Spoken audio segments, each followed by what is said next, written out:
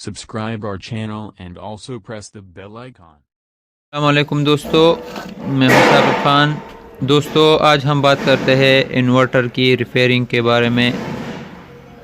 तो आज इस पर एक तफसीली वीडियो बनाता हूं कि ये जो कंपोनेंट्स इसमें लगे होते हैं इसका क्या काम होते हैं और इन्वर्टर जो है वो काम कैसा करता है।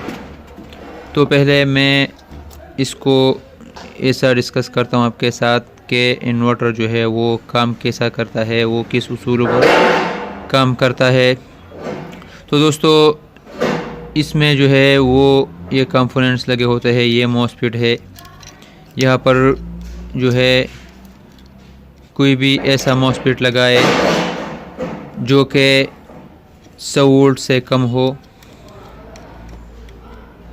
100 वोल्ट से कम वोल्ट बर्दाश्त करे। फॉर एग्ज़ाम्पल 75 N75 हो, 80 N75 हो, 3205 हो, या ऐसा और भी बहुत मॉसफेट है जो कि 100 वोल्ट से पर चलते हैं और उस पर काम करते हैं। 100 वोल्ट से कम वोल्ट के लिए काम करता है। ऐसा IRF 740 है तो ये 400 वोल्ट और 10 एम्पेयर है, ये 100 वोल्ट से बढ़कर काम करता है। फॉर एग्ज़ाम्पल इस कैपेसिटर पर वोल्टेज आते हैं, वो voltage 200 volt, 230 volt, 240 volt, 250 volt हो सकते हैं। DC वोल्टेज होते हैं लेकिन बहुत ज़्यादा होते हैं, तो इसलिए यहाँ पर ज़्यादा वोल्ट वाले जो है मॉसफेटों को इस्तेमाल किया गया है।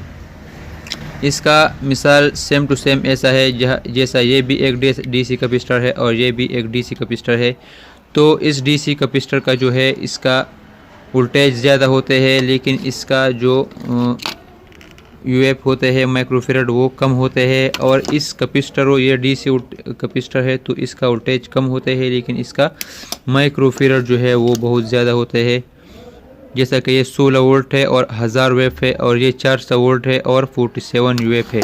ऐसा ही होता है कि इसका जो है वोल्टेज ज़्यादा होते हैं लेकिन इसका एम्पेयर कम होते हैं, 10 एम्पेयर होते हैं। और इसका जो है वोल्टेज कम होते हैं लेकिन इसका एम्पेयर ज़्यादा होते हैं। बस का 40 से लेकर 70-80 तक इसका एम्पेयर हो सकता है एक मॉसफेट का। तो ऐसा ही इस मॉसफेट जो है ये ऐसा ही मॉसफेट है।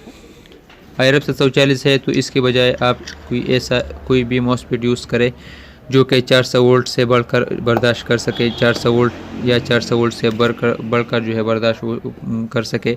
जैसा कि 26N40 है जो कि 24 एम्पेयर और 400 वोल्ट है। 12N60 है जो कि 12 एम्पेयर और 600 वोल्ट है। जैसा कि वगैरह वगैरह तमाम यहाँ पर काम कर सकता है। के 26 का सीरीज़ जो है वो भी तमाम इसमें काम कर सकता है। कोई भी ऐसा मॉसफेट जो कि 400 वोल्ट से बढ़कर हो, 400 वोल्ट या 400 वोल्ट से बढ़कर हो, यहाँ पर आप इसको यूज़ कर सकते हो।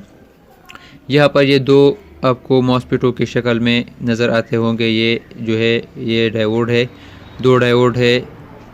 ये दोनों ये भी सेम टू सेम मॉसफेटों की शक्ल में होते हैं लेकिन ये डायोड होते हैं।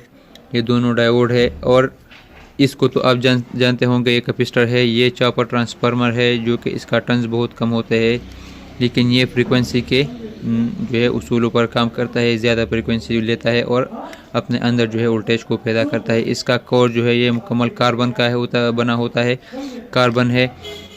ये भी कैपेसिटर है, ये कम वोल्टेज और ज़्यादा जो है माइक्रोफेरेड वाला कैपेसिटर है, कैपेसिटी वाला, अपने अंदर ज़्यादा जो है वोल्टेज को जमा करने की सलाहियत रखते हैं। ये छोटे छोटे रजिस्टर होते हैं, इसमें जो है मुख्तलिफ़ वैल्यू का रजिस्टर होते हैं। जैसे कि यहाँ पर इसको 10 ओहम रजिस्टर इसके मॉसफेटों को स्टार्ट करने के लिए इस्तेमाल होते हैं गेट पर।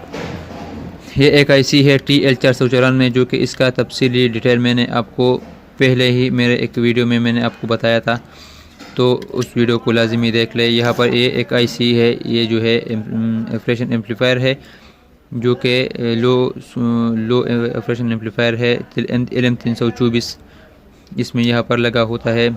इस एम्पलीफायर का काम है कि इस LED को जो इस LED और फैन वगैरह को इसको कंट्रोल करने के लिए इस्तेमाल होता है। जैसा कि जो है चार्जरों में LM358 जो है वो छोटा IC है वो इस्तेमाल होता है। ऐसा ये भी एक आईसी है जो कि वो भी ये एक आईसी है, लेकिन ये भी एक जो है TL494 का आईसी है। यहाँ पर हो सकता है कि 7500 हो, ये तमाम जो है वो सेम टू सेम आईसी है। इस तमाम के तमाम जो जितने भी इन्वर्टर है इसमें सेम टू सेम एक ही आईसी लगता है जो कि TL494 का काम करता है, चाहे इसका कोई भी नंबर हो। जैसे मैं आपको एक छोटा सा इन्वर्टर दिखाता हूँ। ये एक इन्वर्टर है जो कि तकरीबन 50 वाट है। तो इसमें भी ये दो आईसी जो है वो भी TL494 में है। मैं इसका नंबर देखता हूँ क्या नंबर है, देख सकते हो। अब जो है मैं इसको डिटेल के साथ आपको बताता हूँ। यहाँ पर ये मॉस्फेट है, डीसी मॉस्फेट है, कम वोल्टेज वाले मॉस्फेट है, ये ज़्यादा वोल्टेज वाले मॉस्फेट है। जब 12 वोल्ट आते हैं इस दो पिनों पर, यहाँ पर आते हैं और दूसरा यहाँ पर आते हैं। आप देख सकते हो यहाँ पर इसको फ्यूज़ लगे होते हैं जो कि प्रोटेक्शन फ्यूज़ है, ताकि इसमें मामूली मसले आने की सूरत में ये फ्यूज़ जो है वो फ्यूज़ हो जाए और आगे वोल्टेज को ट्रांसफ़र नहीं करे और इसमें ज़्यादा मसला जो है वो नहीं आए। क्योंकि अगर ये फ्यूज़ नहीं होते तो फिर इसमें आईसी होते तो वगैरह तमाम कंपोनेंट जो है वो ख़राब होता। तो ये जो है यहाँ पर जो है ये पॉइंट जो यहाँ पर नेगेटिव आया है आता है, और ये नेगेटिव इस तमाम मॉस्फेटों के जो के सोर्स का जो टर्मिनल होता है इससे कनेक्ट होता है। ये सोर्स का टर्मिनल है इस मॉस्फेटों का, तो ये नेगेटिव डायरेक्ट आता है और इस तमाम मॉस्फेटों के सोर्स के टर्मिनल से कनेक्ट होता है। और जो पॉजिटिव आता है तो वो पॉजिटिव इस फ्यूज़ के ज़रिए यहाँ पर आता है, और इस यहाँ पर जो के चॉपर है तो इस चॉपरों के दरमियान वाले से एक कनेक्शन बाहर निकलता है, तो इससे जो है वो कनेक्ट होता है, यहाँ पर आकर इससे कनेक्ट होता है। तमाम ज़्यादातर काम जो है वो इसमें ये जो है मॉस्फेट है, ये मॉस्फेटों को कंट्रोल करने के लिए आईसी इस्तेमाल किया गया है।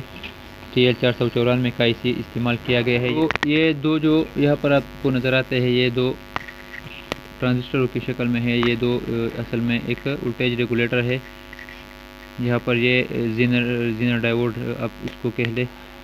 ये वाला इसका जो है कैथोड होता है ये पिन, और ये वाला एनोड होता है, और ये इसमें इसका NC पिन होता है जिस पर यहाँ से वोल्टेज आता है। जब इसको वोल्टेज मिलता है तो ये इस वक्त इस वोल्टेज को यहाँ पर ट्रांसफ़र करता है और इस मॉस्फेट को देता है। तो ऐसा होता है कि इसमें ये दो मॉस्फेट जो है, एक ये मॉस्फेट और एक मॉस्फेट जो है वो ये वाला मॉस्फेट जो है, ये दोनों एक मॉस्फेट और ये मॉस्फेट ये दोनों जो है वो पिन नंबर 10 से कंट्रोल होता है, और ये दोनों मॉस्फेट जो दरमियान वाले होते हैं ये पिन नंबर 11 से कंट्रोल होते हैं।